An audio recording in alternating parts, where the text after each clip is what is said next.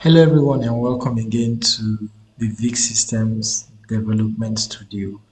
While building this application's dashboard, we had an issue displaying the Naira sign just in front of the 12,500, as you can see. Um, we tried a couple of things. We tried using the normal Naira symbol, it didn't work. We tried using the Unicode symbol, it still didn't work. I just want to show us what we finally went through to be able to get that to work. We realized that the general font used for the whole app is the outfit font, and the outfit font struggled showing the Naira symbol. Okay, so what we had to do was to uniquely specify a font for this digit alone. All right, so we headed over to the card that displays that particular number, which is this.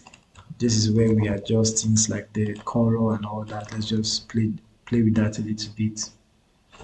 Okay, so we just adjusted the font family for that particular font and we set it to something different. We set that to row bottle. Okay,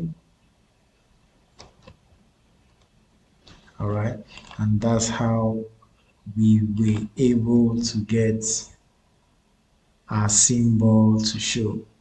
Just going to reload that so we can see that now that the symbol now shows. Okay, let's also adjust the one we use for the icon here.